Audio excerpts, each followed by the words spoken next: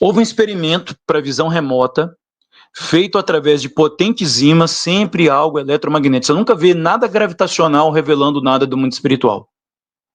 Porque a própria gravidade é algo, fenômeno relacionado ao eletromagnetismo. Ok. Então foi feito um experimento com ímãs, com certo alinhamento e posicionamento entre eles. E esse experimento ele foi realizado em condições especiais, dentro de um laboratório. E quando eles acionaram esses ímãs, provocou fortes vibrações, eram ímãs gigantescos, muito potentes, que sacudiram todo o laboratório, e os ímãs começaram a vibrar, e começou a sair uma névoa azul, um tom de cinza, e começou a se formar na área circunstrita, através dos polos dos ímãs. Depois eles sentiram um forte cheiro de ozônio, que é um gás que é produzido pela ação de descargas elétricas no oxigênio. Toda vez que você vê um raio que cai, e você sente aquele cheiro gostoso ali de chuva, um ar mais puro, é a própria questão... Né? Sim, Samuel? Uma purificação natural do ar, né, que Deus ele faz através dos raios.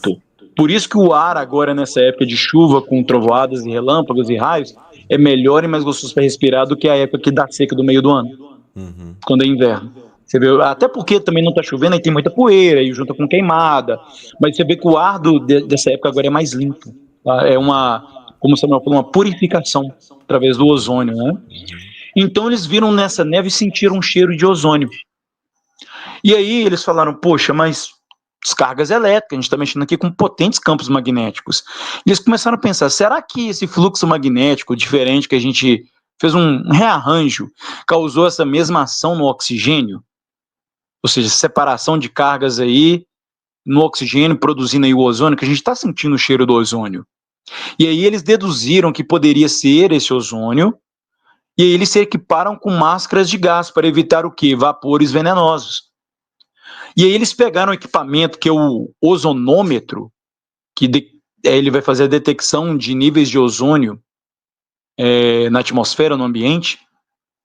Eles colocaram perto de uma espécie de portal, começou uma malha, sabe? Como se o ar à frente deles, aí perto do ímã, começasse a tremular, como se fosse imagem daquelas TVs antigas, tá? De tubo. E se equiparam com as máscaras de gás.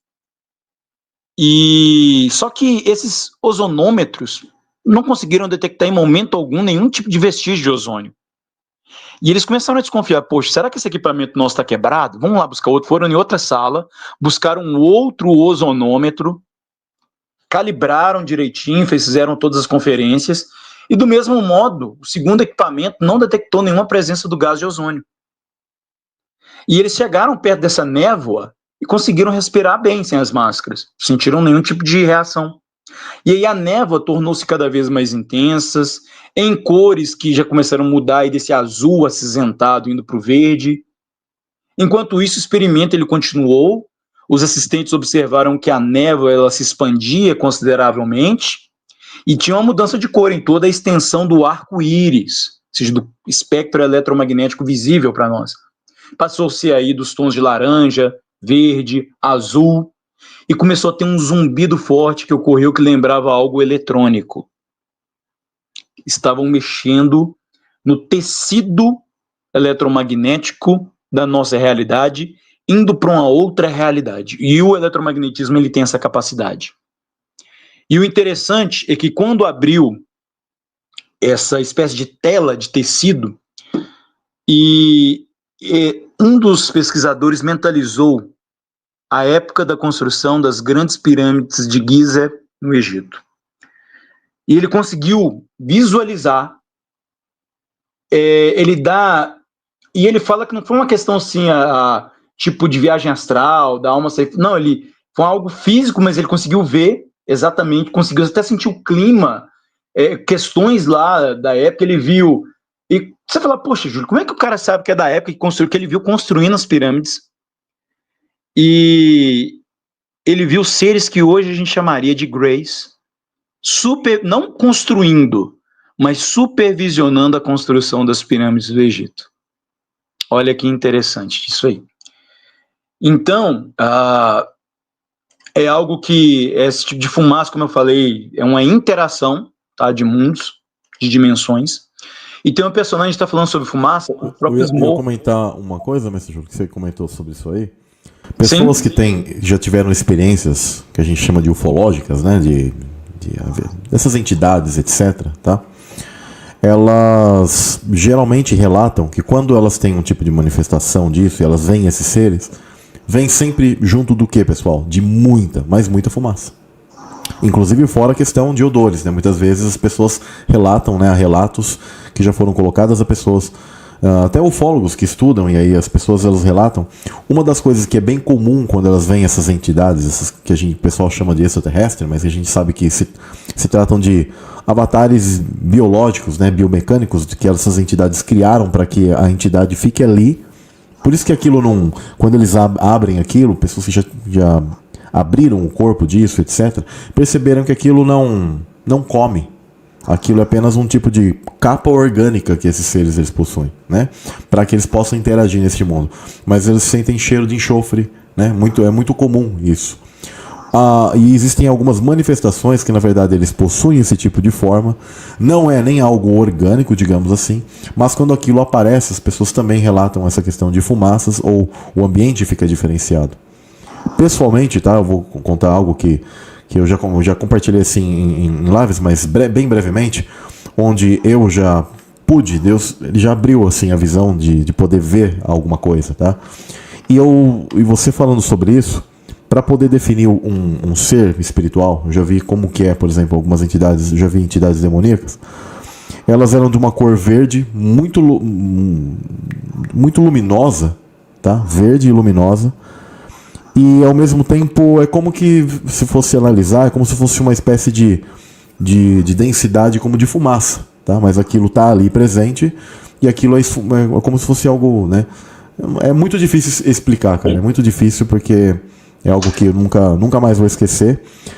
E é literalmente isso, lembra algo de fumaça.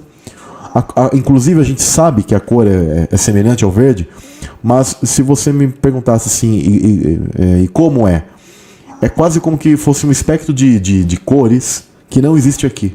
Só que você sabe que é aproximado àquilo que a gente chama de verde aqui. Mas não tem nem como definir a cor, porque é muito difícil falar sobre o mundo espiritual e você definir aquilo. Mas eram seres, eles têm corpo, etc e tal. E inclusive uma das visões que eu tive, eram desses seres assim como o Grace mesmo, só que eles tinham os braços muito longos, era uma coisa muito horrível, muito feia. E eu olhar, quando Deus permitiu que eu observasse aquilo, eu mesmo falei assim, eu não quero mais ver isso aí. Isso é muito feio, isso é horrível, né? Não é que dá medo, você fica assim, porque eu sabia que aquilo não ia fazer nada pra mim, mas cara, é sinistro, é estranho, é a bizarro. essência deles é muito maligna, né? O Isso, olhar, você sente uma energia maligna. Sente mal, a energia muito negativa. É muito, né? Para você observar aquilo, né? Então realmente é bem interessante. Pode mandar ver, meu Julião. Só complementando duas coisas, essa questão de mudança de cores, né, na paleta do arco celestial, OVNIs, os verdadeiros mesmo, que não são tecnologia humana, tem essa questão, né? E eles vão transmutando. Você vê às vezes orbes de luz, principalmente perto de Stonehenge, sai do nada, parece sair dentro de rios, do oceano, dentro de montanhas. Na Argentina tem uma região que chama Cerro Calaya, isso mesmo, tem isso aí. A própria questão dos irmãos pastorinhos lá em Portugal, que teria visto entre aspas Maria, né? Eles relatam a questão de muita luz, muito brilho e alternância de cores. É porque a frequência deles vão mudando, que eles não conseguem modular exatamente para a frequência do nosso mundo e manter aquilo estável. Então, eles vão alternando, ondas. Eles vão alternando a frequência. Aí, por isso que no nosso espectro daqui, da nossa realidade, aparecem as cores do arco-íris todo, cada um no seu momento. Ou uma mistura de cores disso aí, tá? Sobre essa questão também de fumaça, experimento Montauk, também conhecido como Projeto Filadélfia, experimento feito pelo Tesla e o Einstein, inclusive de invisibilidade por radar, invisibilidade física, visual, tá? E viagem no tempo. E apareceu uma fumaça esverdeada nisso aí, e de repente da fumaça o navio inteiro sumiu.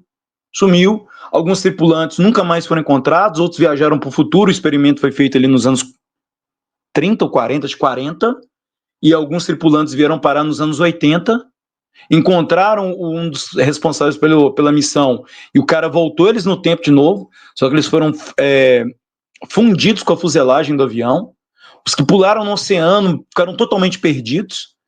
Os que sobreviveram ficaram com danos em questões de memória, saúde debilitada. Você vê que mexeram com frequência. Tesla até abandonou esse projeto. Ele via que ia ser utilizado por fins nefastos, né, malignos, com propósitos ali.